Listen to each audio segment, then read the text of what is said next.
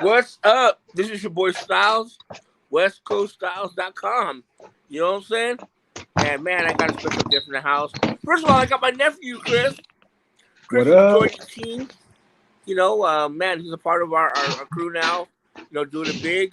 And then we got producing extraordinaire, Dae One in the house. Longtime Hey, what friend, up? good brother, and man, great producer.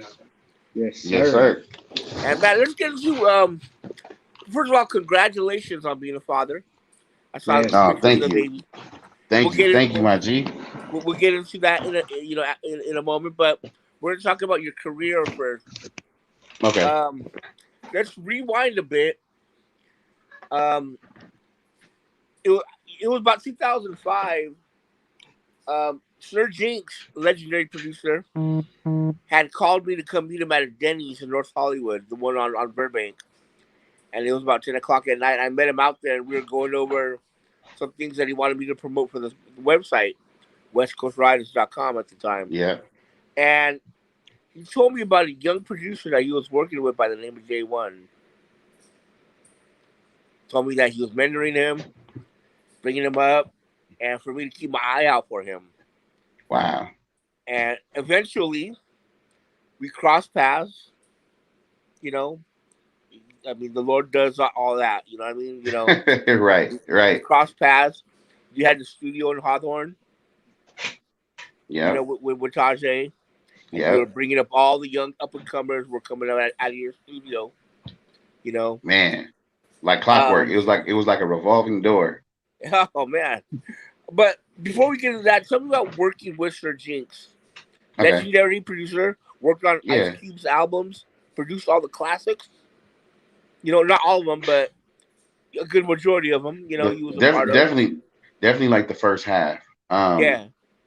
working with Jinx was crazy because at the time I grew up on a lot of heavy West Coast music, but I wasn't like so in depth on knowing who did everything. And Jinx is one of those guys that did everything. And if you don't know, you just don't know. So for me, when I first was coming up under him, he was mentoring me. It was kind of like I didn't really know how good I had it in a sense because of who he was and all of the hard work that he had put in over the years and all of his connections and his Hmm. favoritism and all of his clout for everything that he had done previously. Like I knew who Ice Cube was, I knew NWA, I knew all of that. I just didn't know that he was responsible for a lot of Hmm. stuff that I grew up on listening to, you know what I mean, until later on in life. And so at the time it was just a golden opportunity for me to kind of like just learn more about the industry and more about creating the kind of music that I grew up on, you know what I mean, and learning different techniques and different tools and different skill sets that I didn't have as a young 18-year-old trying to like figure out everything on my own, So Yeah. his mentorship to this day still means a lot. And it really put me on a path to success to where I could be like, okay, I'm sitting here doing this interview today because, a lot of that is due to him and what he's seen in me early on. And, I appreciate him for that for sure. Yeah. No problem. No doubt about it. But definitely being around him, I definitely learned a lot, seen a lot, and took a lot of stuff in. And I still apply a lot of that I learned to this day. You know what I mean? Like it's to that's vital to Day One being who he is today. Is Sir Jinx is responsible for a lot of that. Hell yeah. What is the number one thing that you learned from him? Um, the number one thing. Yeah, Oh like man, what's that's the most important thing that he taught you? oh my gosh. It's so many lessons. It's so many Okay. lessons. Okay. Let me think of one that's It could be very something important. that you. It could be something that you use very often now.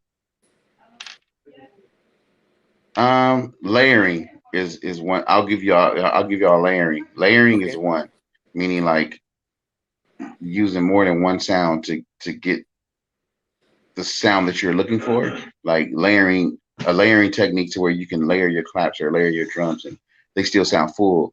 And that was one technique. Something else I learned. They only gonna cut one check. I learned that. You know what I'm saying? Um, stuff like, you know what I mean? Like Yeah. it's so many little lessons that may seem minute, but they're very important.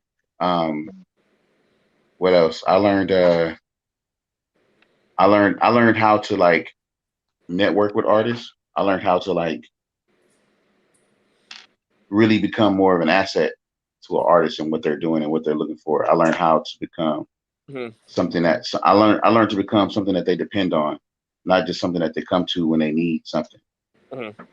And Well, I feel like that's very important.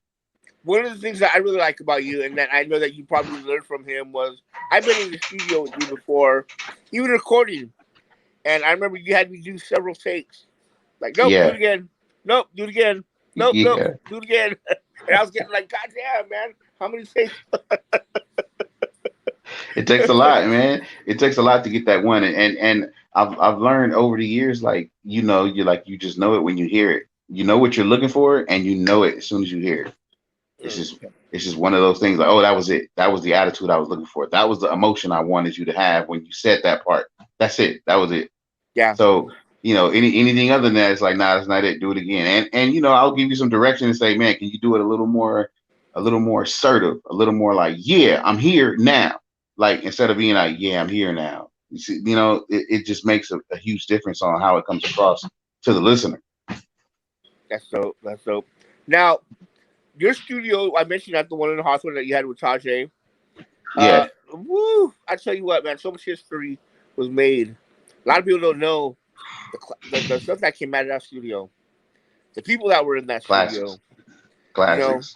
I mean, man, you had Scipio. Uh, you know, I mean, he basically started his career there. You know what I mean?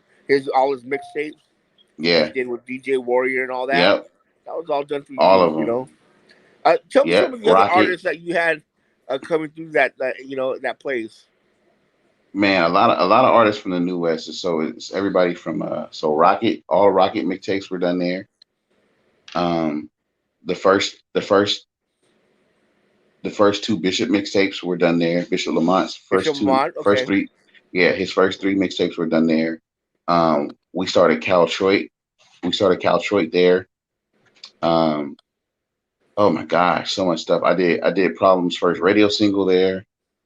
I did oh my gosh, so much so much music. Um, a lot of the whole New West era was done. You know what I mean? Like me and Scoop DeVille being together, making beats together at the first time when he was only like 17 years old, stuff like that. Like so many memories and so many like, you know, embedded stuff that's just in us. J Rock coming by, uh, Nipsey pulling up, Getting on these Glasses spirituals, just coming yeah, to the yeah. studio just to have arguments. Yeah, Glasses would come to the studio just to have arguments. And stuff like that. He's good at It was always just that. That's it classic. was always just bro, it was one of them things where like if you were there, you don't know who's gonna come through that door. Like you don't know who's showing up. You just didn't know who's coming through. And everything was a phone call. I met EA Ski and no, I met Balance through Scipio at that studio. Balance came Hmm. down from the Bay From the Bay and came Balance, yeah. and yeah, Balance came down. Even Mr. Fab. I mean Mr. Fab there. Mr. Fab came down to come see Glasses and came and met him at my studio. That's how I first met Mr. Fab. Uh, a lot of connections. Even Rocket. Like I met Rocket because Scipio had Rocket come through and do something on his mixtape, and the next thing you know, me and Rocket were Hmm. doing all his stuff when he was with Young Jeezy and all of that. Yeah, And then exactly. Rocket brings 211 to the studio because him and 211 are both signed to Jeezy. So now I'm working with 211 and Rocket, and it's just an ongoing flow. Just so much unmatched talent, even to this day that would just come by that Hmm. spot, swing by, and we were like in the middle of Gardena, so we were in between Compton, Carson, uh, yeah. So we're right in that whole bubble. Yeah, yeah. And man, there was a lot of fun there. My man, Rep One, who was a part of West Coast Red Riders, he's one, now with TDE. yep, He was helping Scipio yep, with the mixtapes, and he'd always roll through. And you guys had this one rule always. that whoever fell asleep on that couch you had there Whoever got their whoever picture fell taken. if you fell asleep with the pink hippo. we take the pink hippo and put the pink hippo in your lap, and now the one rule was, if you fell asleep with your shoes off, it was fair game. But if you fell asleep and you had your shoes on, because if you got your shoes on, you're still supposed to be working. So if you fell asleep with your shoes on, yeah, we're gonna take a picture of you with that pink hippo and post it online, and everyone's gonna see you sleeping with the pink hippo. Yep. And man, I tell you, man, you guys were up all damn night working, man. I mean, it'd be like 4 in the morning, and y'all was up in there doing your still thing, going. you know. Yeah, and you know, we also had the wall. Everybody had to sign. Everybody that came in had to sign the wall. So I still have pictures of that wall with everyone's signature on it. Like everyone's signature on that whole entire wall. I'm gonna give you a picture of it. Mine is up there somewhere. Yeah, you can see it. You can see it in the photo. You can see all the names in there. You can see all the names there, man. It was so much stuff being done there, man. You know, everything from them joints to Terrence Martin came through. That me and Terrence Martin met there. Me and Terrence Martin met at my studio. He came through and we made a beat on the spot. Them joints would come through, pull up him, the Frontliners. We would do the Frontliners mixtapes there. Chevy Jones mixtapes was done there, bro. So it was so much music that was done in those 4 walls. Yeah, timeless. Yeah, timeless. Yeah. And man, I remember I was kicking it there one time with Chris Ivory. It was at the concert one time, and everybody was just having fun in that studio. It was no recording, just hanging out and having fun. There was people in the booth getting down, you know, ducking down. I'm telling I remember that. I remember that to this day. I even know in the booth. Yes, in the booth. In the booth. First time they came through. I remember to this day. Yes. A lot of good times. I'm not gonna say who, but I know who it was, you know. It was a lot of fun. A lot of christening went on. You know what I mean? We had to break it in. You know what I'm saying? We had to break the walls in. Hey man, if those walls could talk. If those walls could talk, it'd be a tell-all book. You know what I'm saying? Yeah, I love it. But you know, things, you know, grow and you know, move forward. You know, and you move forward in your career, and from that place, you know, I mean, you had your good times at the end, but man, but I mean, you moved on to like Snoop Dogg. Yeah, crazy, right? But you started moving on to some names. Yeah. You know, from doing the whole New West thing when we had all the OGs mad at us for saying we were new. Correct. We went from that to then like working with the OGs that were mad at us. It kind of was like, hey man, we were trying to get y'all attention. You know what I'm saying? Like we dope and we're here. Like, what are we doing? So yeah, so the first thing I did was, man, Snoop is my first actual major placement. Right. Actually, my first is actually really Little Flip, but that album that I worked on with Little Flip, it didn't come out. Something happened with Sony, and that album never came out. So I ended up getting paid, but I didn't end up getting the result of like, oh, it's out and it's in stores and I can see my name. You know what I mean? So Snoop was actually my first major placement. That was 2010. Then How did that come about? I was working with Butch Cassidy on Butch Cassidy's album, because Butch Cassidy and DeMizza. Butch Cassidy and DeMizza were working at Area 51 in Burbank, and I would go up there to Burbank to go see DeMizza and running. Yeah, DeMizza would be in the studio with like anywhere from, it'd be Fred Wreck, Mac 10, anybody, you know, you never knew who was going to be there. And so Butch Cassidy was there working on his album. So I worked with Butch on his album. And so the record that we did was supposed to be Butch's song by himself. And then the first record we did, Butch did a record and he left an open spot for somebody to get on. And then next time I seen him, he like pulled up at the studio and Snoop had put a verse on the record. So I was like, oh, whoa, this is crazy. Like Snoop's rapping on my beat, but it was like a Butch song featuring Snoop. You know what I mean? So it was like a Butch song featuring Snoop. So then a few months later, whatever, Butch is still working. And another song that me and Butch do called So Gangsters, Butch ended up taking it to go see Snoop, and then he let Snoop hear it, and Snoop was like, let me get on that. And then Snoop did a verse on it, and then Snoop turned around and was like, yo, I want to put that on my album. Wow. And that's how it happened. It happened like that. Yeah, it happened. It happened like me. vicariously working with other people around Snoop and not working with directly with Snoop. I was just working with people around him. And then he was hearing my name because the first time we met, he had already told me, like, man, I know who you are. He's like, your beats hard as hell, man. Like, he was like, I was getting jealous. Like, how come I ain't getting no Day One beats? He's like, who's this dude giving these fools all these beats? He's like, how come I ain't getting no beats? And I was just like, man, I ain't know how to, I ain't know how to get a hold of you. He was like, man, it's cool. You got a hold of me now. And so ever since then, we've been rocking since 2010. Nice. Nice. Yeah. But you also worked with other big names. Yeah. Yeah, I had Snoop and Ice Cube in the same year. I had both of those placed in 2010. Okay. And tell me about Ice Cube. So I did. The Ice Cube record, me and Jinx were doing records for Detox. We were doing stuff for Dre, cutting Detox records, and Dre was paying for our studio sessions and everything. And one of the records we did a record for Detox, and J.O. Felony heard it. He walked in the studio and heard the record, and J.O. Felony just jumped on it like, oh, I'm putting a verse on that. So he put a verse on it. The energy was just going. We were just like, man, we doing stuff for Dre. Like, whoever got something and it's tight, jump on it. We'll let Dre hear it. If you like it, we never know. So he jumps on the record. And so we just had the record with just his vocals on it and like a chorus idea. Because usually like when we do stuff, see if Dre like it, we'll do like a verse and a chorus instead of doing like a full song. So we do that. We send the package over to Dre. We wait to hear word back. We don't hear no word back. We finally get word like, let's keep cooking. Let's keep working on some ideas. So in the meantime, Jinx takes the same records and then he sends them to Cube. He sends the same records to Cube.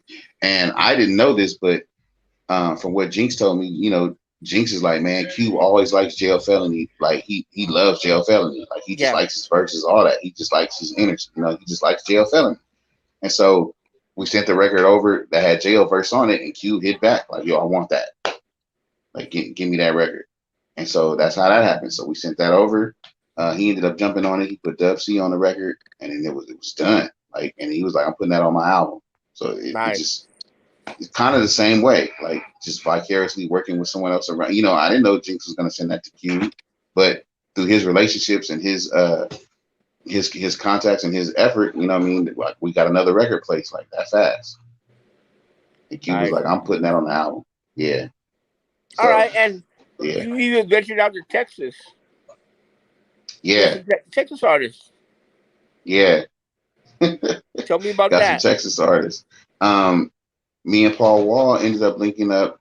Like I said, Little Flip was my first like placement. I got family from Texas, so I'm like back and forth to Texas all the time. Houston, Austin. I'm always back and forth to Texas. My dad lives in Dallas, actually. You know what I'm saying? So I'm always back and forth. And during that time in the scene, me and Paul Wall end up linking up. Me and Paul Wall end up cutting records. Me, Paul Wall. Paul's a huge fan of Snoop. Me and Snoop being cool. I had a record with Paul that we were working on. I sent it to Snoop. Like, man, you think you could get on this? And Snoop was like, oh, I love it. Sent it back ASAP.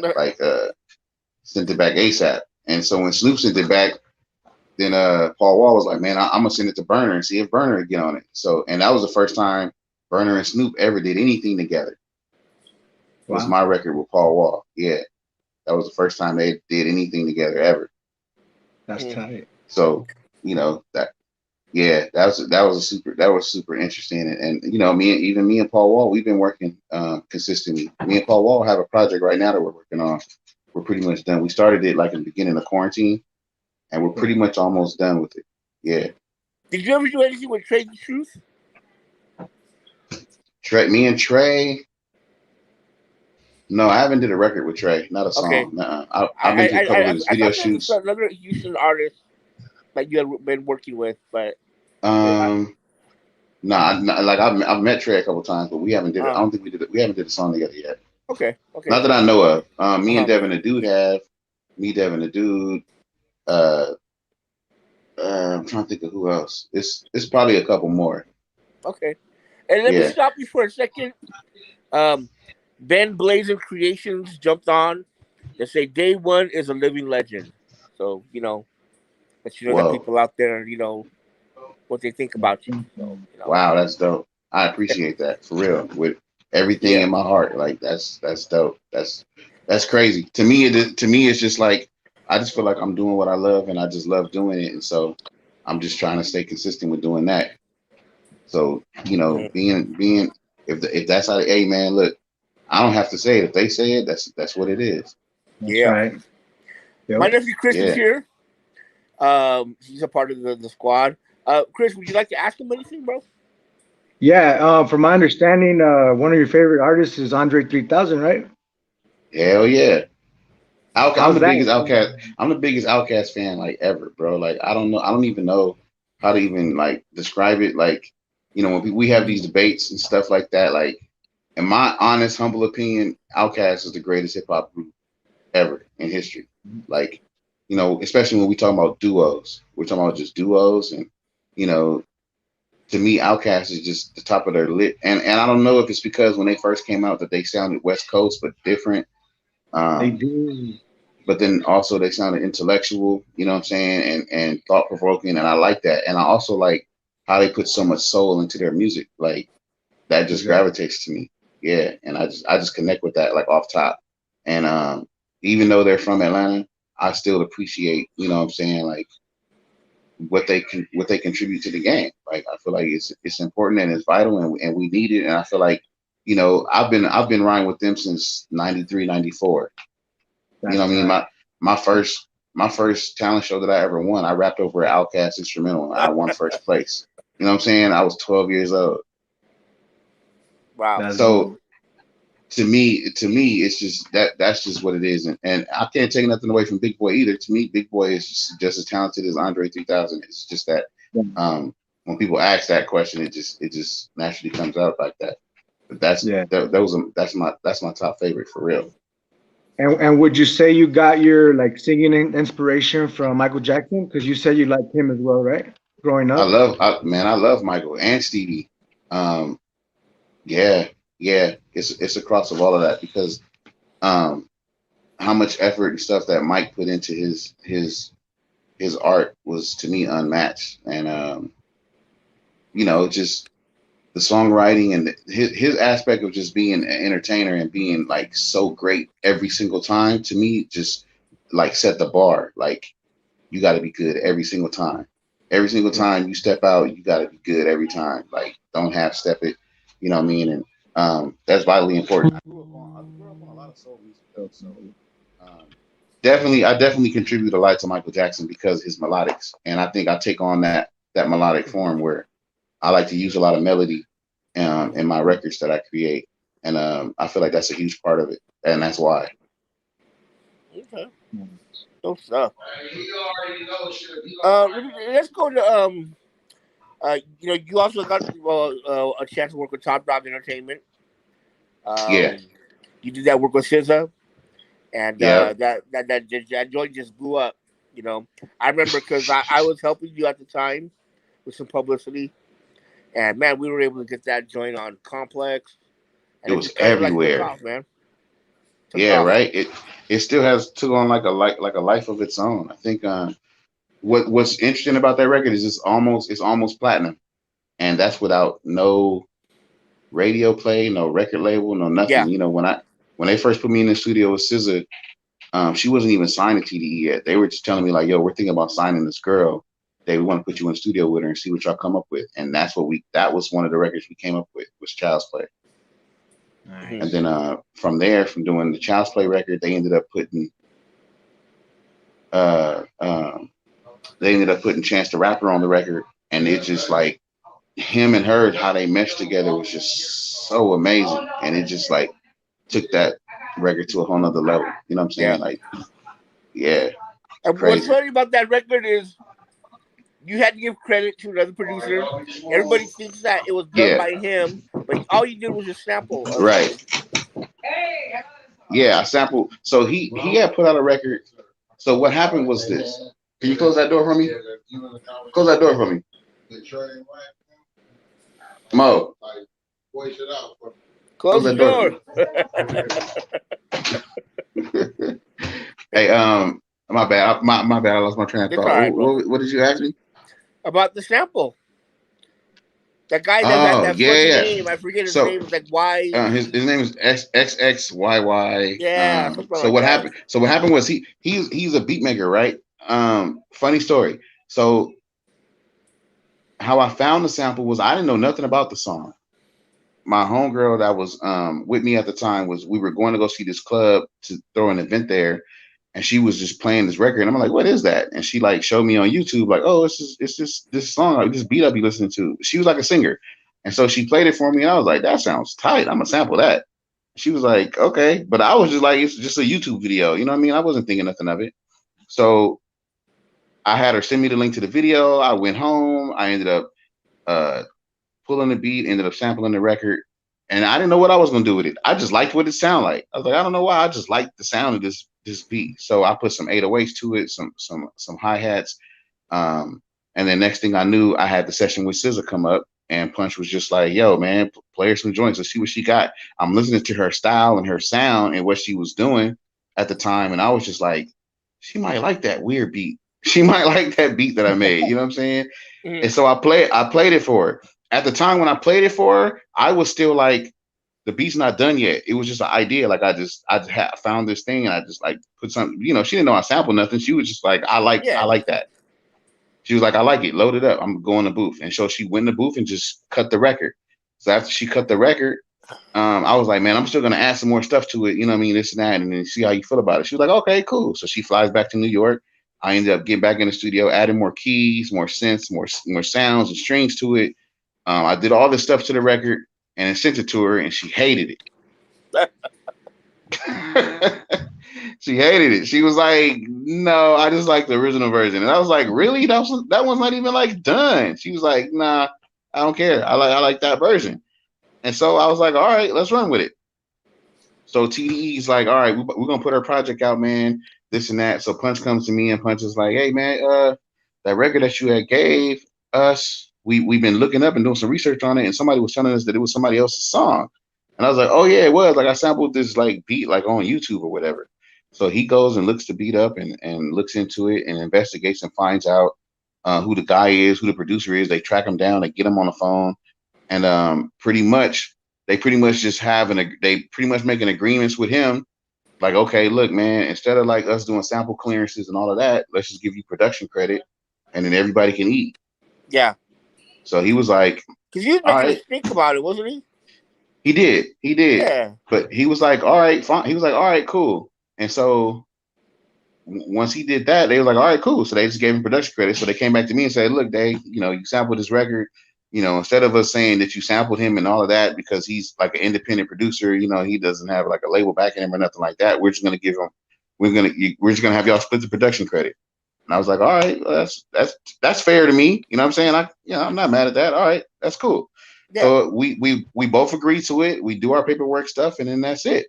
Next thing I know, on Twitter one day, he's just going on a rant, and he's just like going off, and he was like going off on me, like I could have swore I produced this record and this and that. And I don't know if it's because the song was getting popular or what was going on, but we both were credited as the producer, so I don't really know what the gripe was. But in hindsight, at the end, he ended up inboxing me directly, and we had a conversation in our inboxes, and he pretty much was just telling me like, man, my bad, I shouldn't have done that, but I was just feeling salty about the way things was going about, and how everything was handled, and I felt like I should have maybe got more or something. I don't know, but yeah. Well, I had to get involved because sites were giving him full credit for the song and not you. Right. So I had to jump in there and send some emails out to people, correct some folks, and make sure that they added your name onto that, Right. Because it was giving him full credit. Right. And I appreciate that. And we weren't going to stand for that shit, Yeah, because it wasn't if you listen to his record and listen to our record, it's not the same exact record. You could tell something's been added, and I have more of a bounce to the record, like what I did to it. I'm not going to sit here and act like what he did wasn't important. It was important, but I feel like they both equally were just as important. So yeah, that's why I thought it was fair that we split the production credit. Like, okay, cool. Like, you know what I mean? I sampled your little wave synth thing, and then I added the 808s and gave it the bounce, put the hi-hats in there, added the snares to make it have a certain bounce to it, and she cut the record. Yeah, and that's done every day. Yeah, every single day. Yeah, it's hip hop. I mean, it is what it is. It's done every day. Yeah, there's nothing wrong with that. Yeah. And if anything, it helped both. If anything, it helped both records. You know what I'm saying? It helped both songs. So it's not a bad thing. Mm-hmm. I love it. I love it. Yeah. You did some more work with CDE, right? Schoolboy. A lot. Yeah. I've done Schoolboy. I've done. I'm on J Rock albums. I just Top Secret. I just did some stuff for Schoolboy. Like 2 weeks ago. Yeah, we still work, man. That's that. Hold on. What was that? What was Ah! He said top secret, He dog. tried Top to sneak secret. that one night by me. What was that? Top secret. We still work to this day. You know what I'm saying? Like that's my extended family, man. You know, we came up in the chilling circus together and all that. Like that's my fam, man. So whatever they need, if they need me, I'm there. You know what I'm saying? And vice versa. You know what I mean? Like, yeah, so I've done J Rock albums, I've done Birds and the Bees. I did Say What's Up with all the Black Hippie on there. Oh man, so many records. I did so many records. Fly on the Wall for J Rock and Busta Rhymes. Just a lot of stuff, man. A lot of stuff. All right. My folks over there. Yeah, man. My guys. Yes, indeed. Chris, was there anything you wanted to ask him? Has any like newer or any Mexican or Chicano artists reached out recently besides Bella and BNB Entertainment? Oh yeah, we got to talk about that Bella record, but yeah, that's a good question too. Though other Okay. Hispanic All right. artists. I've worked with a lot of Latin artists like throughout the years. Nobody like let me think. Anybody recently? Not nobody like really recently. When I first seen Bella, like on my YouTube some kind of way, like a record she did, like came across my YouTube. I'm like, what the hell is this? So then I like tapped into like the whole market. You know what I'm saying? I like tapped in like, you know, I seen her walking down the street and rapping. I'm like, who is this little girl? Like she buzzing, like she rapping, she walking. It's West Coast. I was just fucking with her, like, oh, this is a vibe right here.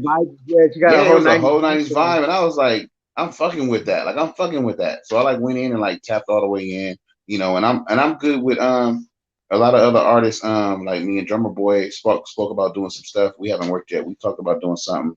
Drummer Boy's dope. I like him. Yeah, Drummer's hard. Like, are you familiar with Misfit Soto from SKM Mob? He's at a Hawthorne. He's at a Hawthorne. No, he's from where? He's from your city, man. He's from my city, and his name is what? His name is Misfit Soto. Nah, we have not crossed paths yet. He actually makes beats as well. So he recently signed with Conejo over at SKM. Yeah. But yeah, they've been making music, and I'm surprised he hasn't. That's crazy. That is crazy. Yeah, that's crazy. I didn't even know. Yeah. Let's talk about Bella going back because right when you started working with her was when I interviewed her. I just stumble upon her as well, and I saw the same thing.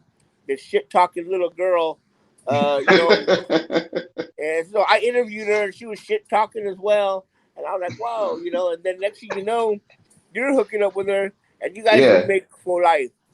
Yes. By Mac 10. Yeah. Why don't you tell us about the making of that song? Man, we had linked up and did a few records before, and so we had talked on the phone. She's like, man, next week let's get in the studio. Next week let's do some stuff. I said, all right. So she come to the studio. We just sit in the lab, and we're just like going over ideas of some records. And she's like, yo, I want to flip something. Like I want to flip some old school shit. Like I want to flip something dope. Like bring that feel back. Like I want to flip something and just make it like its own thing. And so we went through a couple ideas, a couple records, and then the Mac 10 record came up, and she was like, "That's it. Let's do that. Like I want to do that." And I was just like, "You sure?" She was like, "Yeah." She was like, "Yeah, I want to flip. Like, yeah, I want to do that. Like, let's do that." So I was like, "All right." So we sit here in the studio. She's sitting here in the studio with me while I'm chopping up the record. I'm chopping it up and replaying it and recomposing everything and putting it in order. And she's sitting here writing her raps. And before I'm finished making the beat, she was like, I got my rap. I'm ready. Let's go. Like, cut the mic on. That's right. I was like, all right. So we load it up, turn the mic on, and she just goes in the booth. When we first cut the record, we cut the record like in one take or whatever. not in one take, but you know what I'm saying. In one sitting, we sit down, we cut the record. She does the chorus. She actually had the chorus a little different at first, and I was rocking with that. Like, okay, cool. So then she takes the record home, and then she texts me when she gets to the house, like, "Yo, Dae, you think you could do this and modify it and change this to that, and make me say "For Life" back and back, and let's let." So she wanted to tweak the chorus. So I said, all right. So we tweaked it, and then it came out how it is today, how we hear it today. Then after we cut it, she was like, "Yo, we got to shoot a video to this." So she was pretty easy to work with. Wait, what'd you say? She was pretty easy to work with, like in the booth and as and recording and all that. She wasn't difficult. Man, you sound like R2D2. Oh, you cutting off. Okay. Well, she was easy to work with. There you go. Yeah. Bella's always pretty easy. Like, even the record, I did a record with her in Inhale. She's always pretty much ready. Like she knows her style. She has it down pat. Like she knows what she wants to hear. She knows what she wants to say, and she just goes every single time. Like I've never been with her when she's been stumped. You know what I'm saying? She's never been, like writer's block, none of that. It just flows out. She just flows so easy. It just comes out every single time. Yeah, she's always just ready. She's always ready to go. She's ready. You mentioned another artist. Let's talk about him. Inhale. Son of Nate Dogg. You introduced me to him. We interviewed him. Thanks to you. Yep. No problem. Tell us about that association that you have with them. Man, you know what's funny? I ended up meeting Inhale through my other young group, my young boys, Abstract 9008. They were good friends. Oh, good looking. The one me and Battle Cat did. Okay. I had that record. They were working with him first, and so they were like, "Yo, you gotta meet Inhale Dae One. Like, y'all would go perfect together." And I'm like, "Who's that?" They're like, "Man, it's Nate Dogg's son." I'm like, "What? Nate Dogg's son?" They're like, "Yeah." So they played me a record that they did. They did a couple records like over my beats, and I was like, "Oh, snaps! Like that sounds crazy." And so we linked up. And the studio that I'm at now is like not far from where he usually is in the area. So he usually always just popping up on me, like, "Dang, I'm about to pull up on you." I'll be like, "All right, you pull up." And so it's just that natural camaraderie of I'm not even gonna say mentorship, because it is kind of like a mentorship, because he looks to me to like help him with certain ideas and certain sounds and make sure we get that sound right. You know what I'm saying? Like even records that he has out now, a lot of those records I mix. I didn't produce them, but I mixed them to make sure that they have that right sound, to where it sounds the way it's supposed to sound. You know what I mean? Because everyone doesn't know how to capture that real authentic feel, like that sound. So I think I definitely help him, navigate that course of his career as far as sonically making it sound right and making it sound like it's supposed to. Yeah. So we definitely working on some new stuff. We just cut a record the other night. It's pretty cold, and we working a lot. Like it's some new stuff that's coming on the way. We got some fire stuff on the way. I got some stuff that I did with him and G Style's Big C Style's son, but he signed the Currency on Jet Life. And we got some records with Inhale and him on there that's coming out. We got a record that's dropping with Inhale is just chip off the old block, man. I he's to him definitely. And I'm like, Nate. Yeah, like how close they sound in comparison. Like he just has his voice. He just has it down. Like he just sound like him, like a lot. So it's some good music on the way. I'm excited about that. Hope so. Chris, you want anything else you got? Doughboy recently reached out to you like a couple months ago. You shot him a couple tracks, right? How was that? Which Doughboy? From Wildin' Out. Oh man, me and Doughboy been working for a while, bro. Like, oh really? Yeah, like Doughboy kind of had what? Okay, Doughboy had linked up with me. We had linked up a few years ago, bro. I'm gonna be honest. We had linked up a few years ago. Before the Russell Simmons Me Too thing happened, we were working on music. And Doughboy was just in a place where he was unsure about doing like the rapping comedy thing. And I was kind of like, bro, like, no, just do it. Like, you know what I'm saying? There's nothing wrong with that. And, so you got to think this is before a lot of that happened. Then you get Little Duval coming out with "Living My Best Life" and it blows the fuck up. It's fucking everywhere. You know what I'm saying? But as a comedian, you think it's something that you can't do, being a comedian and having a record that's successful. But then when that happens, it showed him like, no, bro, you could do it. Like, bro, it's music. You know what I'm saying? Like, we're not looking for Lil Duval to sound like Trey Songz. We want Lil Duval to be him. You know what I'm saying? Sure. And it's nothing wrong with that. And it's just as far as, and I understand that artists are sensitive, but you know, you got to come to a place to where you just comfortable in your own skin doing what you do and your contribution to the game. Because Living My Best Life can come on right now. We still gonna have a good time. We don't care. He tell jokes. If the music sounds good and it's a good song, it just is what it is. So me and Doughboy ended up linking up more after he started seeing that, and he started being more confident. Like, you know what, I can do this. Like, and you know, and I'm not gonna even stop right there because it's not even just Doughboy. There's other comedians that do music too. Like right now, to this day, they got music that sounds really good that's on the way. You know what I'm saying? Like we know about the Jamie Foxxes and everything Jamie did, but I guess since it was R&B, you know, from a hip hop standpoint, it seems like it could be looked at different. But really, it's all the same thing, man. Good music is good music. You know what I'm saying? That's what's important. He came off real natural, dude, on those beats you shot him, and he did really good in my opinion. You know what I mean? Especially as people see him as a comedian and as stuff. a comedian, right? That's what it's about, man. That's it. That's what's up. Just do your thing, man. I just like working with whatever artists that I work with and trying to bring the best out of them that I can. You know what I mean? And making sure that our contributions to music, you know, is something that just stands up to anything else that they're doing in their career. Like, and that's one of those testimonies. Like, Doughboy got some skills, man. He got some real stuff on the way. Matter of fact, we were gonna link up today in the studio, but I postponed the session till tomorrow. Okay, that's dope. Yeah. So some more stuff coming. Nice. And there's a story, right? That you've never worked with Game before, is that right? Me and Game have not worked together. We've met. We've been in the studio. I was around him a couple different times for his last album that he was cutting. But we've never did a record together. Wow. That's cool. Not yet. Right. Not yet. Well, hopefully that'll happen. Yeah. Bro, yeah. Tell us all about your record label. You had started one a few years back. Give us the name of it and all the artists that you're working with and everything that we can look forward to going on. So 96 Recordings is the name of it. It's in Roman numerals, which is XCVI. So the Roman numeral breakdown for XCVI is 96. And 96 to me holds a lot of importance to me in my mind and heart of music and entertainment, because I felt like it was such a great year in music and entertainment. You know what I'm saying? Like, we can't forget about 96. And I feel like I want my music to represent, you know what I'm saying, what I feel like was like the best representation of music and entertainment.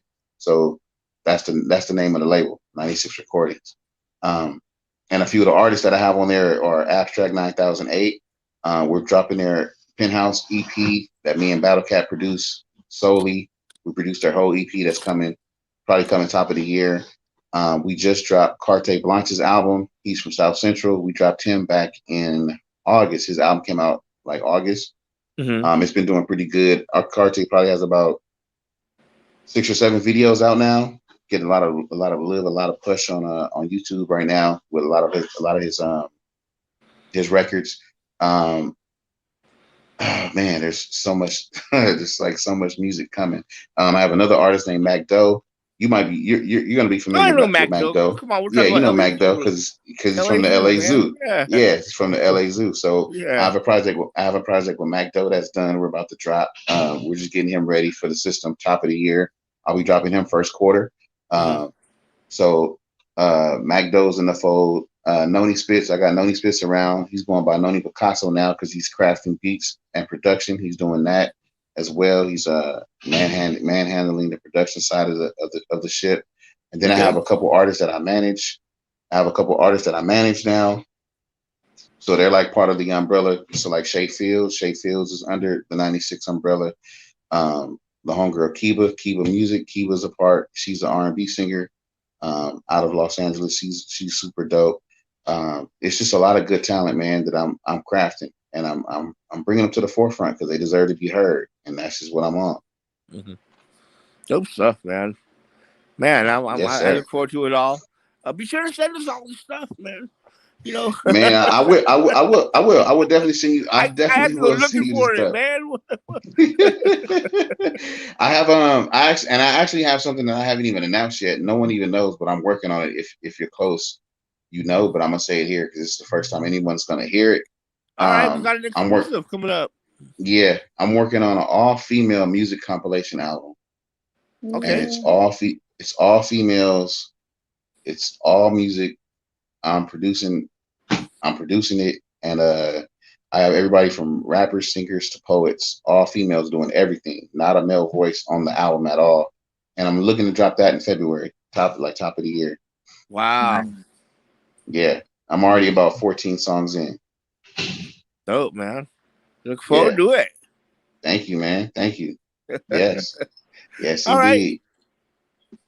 Before we close, man, why don't you tell us about being a father? I saw the pictures of your baby.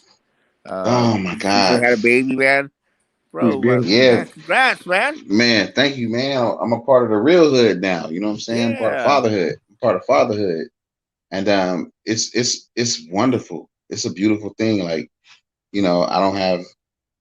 It's so hard for me to even put this into words because it's kind of like one of those things where you kind of have to experience to understand what it is, but it's nothing else like it that I could ever have imagined, like in life. Like everything I've been through in life, I feel like it was to get me to this point to do what I'm doing now. And being a father is like unmatched. Like just looking in her little face and her looking at me and knowing that she depends on me and everything I do is on account of her makes everything I do now seem way more important. You know what I mean? Way more, viable. And just certain things I even learn about myself, just even with having her, like, and things you think about, like, man, like everything that I've done in my life, she gets to look back and she gets to use that for herself. Like, you know what I'm saying? My father worked with TDE. My father did this. My father worked with Snoop. My father did this. And all of that's important. And it shows like all of my hard work is not going to waste. No matter what I do with it, she still has something to stand on and to live by. And you know what I'm saying? And just that alone to me in itself is very important. And family is just a huge thing for me. And, I just take that. I don't take that with a grain of salt. I think that's very important. And I'm enjoying every moment of it. Like Wonderful. I'll be at the studio now sometimes, and I'll just be like, man, I'm going home, be with my baby. Like, I'm going, I'm leaving. Right. You know what I'm saying? Things are just different. Like I'm out. No more 4 a.m. sessions, huh? Nah, no more 4 a.m. sessions. Nah, we got a schedule, buddy. We got a schedule, and you got to be on time because I'm leaving by a certain time, and that's just it. You know what I'm saying? We'll pick up tomorrow, like because there's certain things that are just more important. You know what I mean? And sometimes, I even had an event to go to yesterday. I was supposed to do something with Maglucci yesterday, but it was just like I was just at home with her and holding her and watching TV with her and letting her rest and take a nap and go to sleep. I was like, man, I ain't going nowhere. I'm chilling with her. That's just it. You know what I'm saying? She's just like the most important lady in my life, and it's so crazy. You know what I mean? It's dope. It's dope. We're happy for you, man. Good job, man. Thank you, man. Before we go, can we get a shout out for WestCoastStyles.com? Of course. Right. Come on, man. Rock it, bro. Rock it.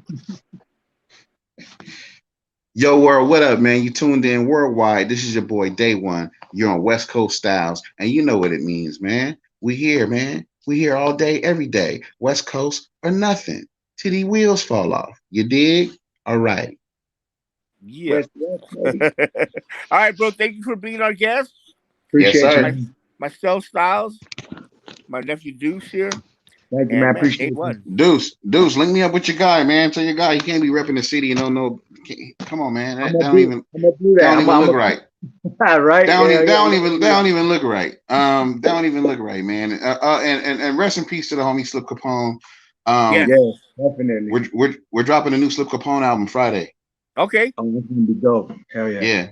The Mayor of Hawthorne. The Mayor of Hawthorne will be out this Friday, the 12th. Oh, yeah, that's right. We'll be on that. Yes, sir. We'll be right on that. Rest in peace, Slip Capone. Yes, sir. Man, yeah. All right, brother. I'll go ahead and link you so you can get the info to him, man. Man, let's rock and roll. Let's do it, man. Tap in with me. I'm here. West Coast Styles.